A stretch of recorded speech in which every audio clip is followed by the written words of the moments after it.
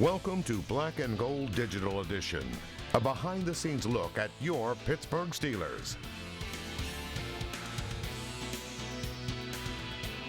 Hi, and welcome to Week 14 of our digital show. I'm Jay Pushkar alongside Mike Fenner and Kent Urbanski. And gentlemen, the Pittsburgh Steelers, for the first time all season, have won back-to-back games, and they had to do it on the road. They did it in Indianapolis, and Kent, you and I were down in Atlanta for the game against the Falcons, and they were able to win 19-16. What did you take away from the game and just the way the Steelers played from start to finish? I took away that I love shooting in domes. Oh, what a beautiful stadium. Yeah, absolutely. It was such a great experience there. But, they took care of the football, no turnovers. And, and they had some balance. Najee Harris running the ball. They, what do you have, like 84, Mike? You're the 86 yards. 84, Yeah. 86.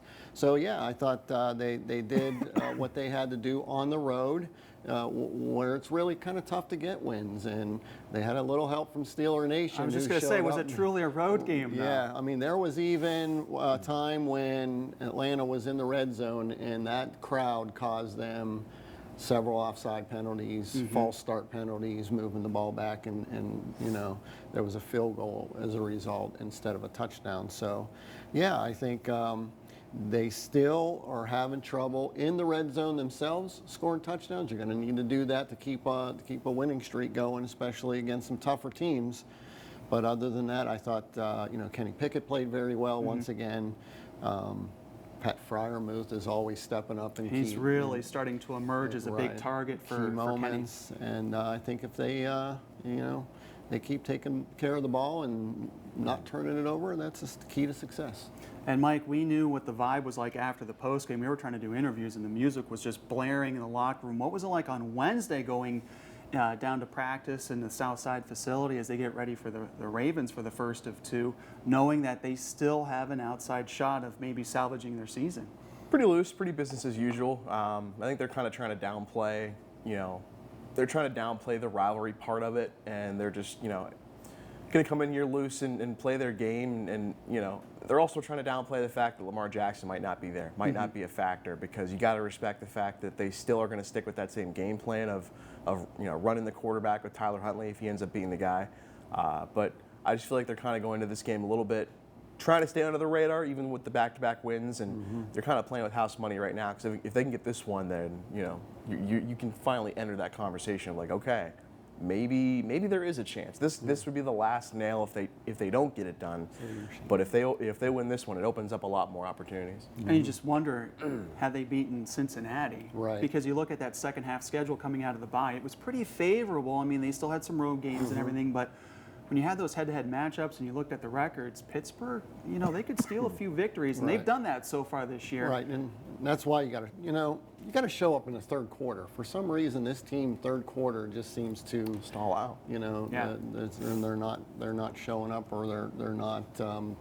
The changes at halftime aren't there, so they need to correct that, pretty fast too. So, because that could be the cause of losing a game, more than anything. It almost happened in Indianapolis. Yeah, They played so well, they built that double-digit lead, and then snap the fingers, they were trailing going into that fourth quarter. Yeah, even in Atlanta, letting them drive the length of the field, get a touchdown.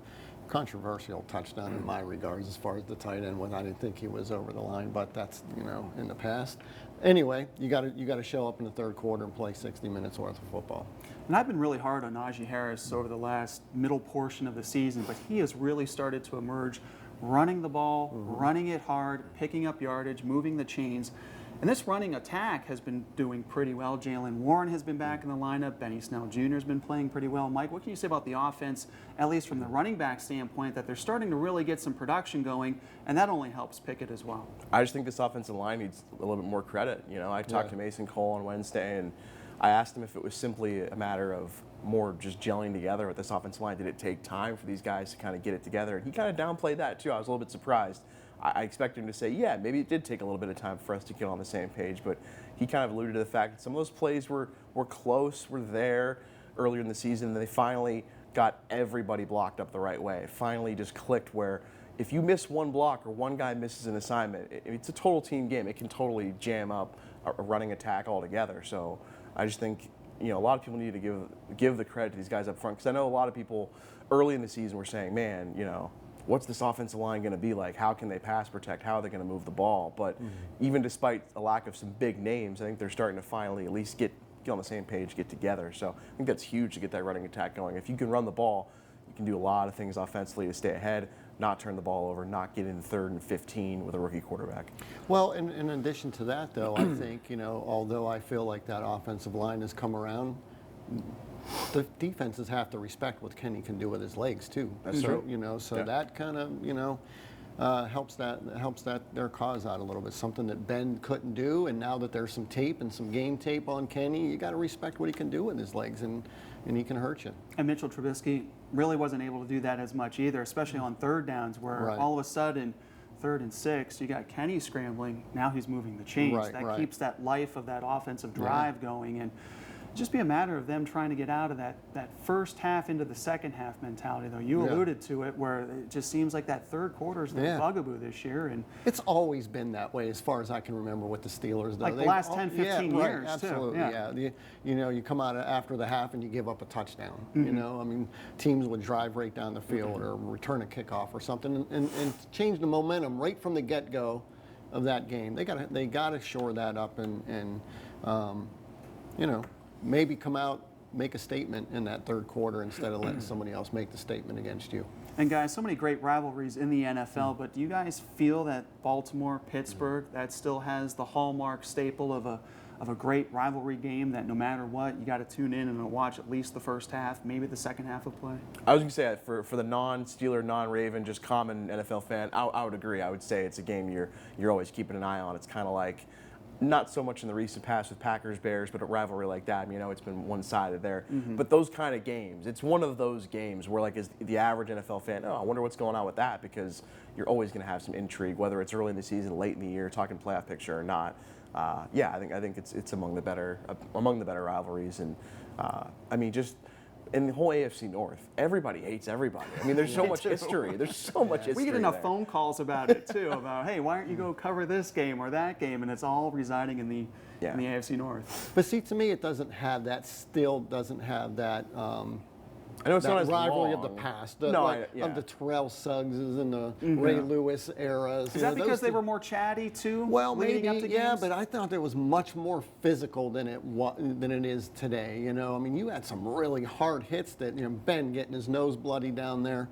Polamalu flying out of nowhere. Yeah, and then you had who was the guy that had his leg, was it McGahee, Willis McGahee, when I think Ryan Clark hit him, and I think he got either a broken leg or a concussion in that game. There was some really brutal games, and even Ray Lewis, with put one of our running backs out. So I don't know that it has that kind of a physicality to it. I just think the rivalry being Steelers, Baltimore is still there more than any other team in the division. I don't know. I think even Cincinnati and Steelers are starting to heat up a little bit more now, but I'm still looking for like this game to be an intense, physical game. I just don't think it has the impact that it did as in the past games.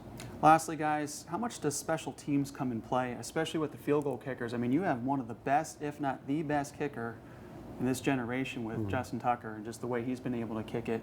And then Matthew Wright, he stepped in beautifully so far and made, conversions. This could, and it has in the past, come down to a field goal or that last possession of a ball game. I'm glad you brought that up, because that's the last thing I wanted to hit on. Is I think a lot of people have not valued enough the job that Matthew Wright's done so far. He's done fantastic. Right.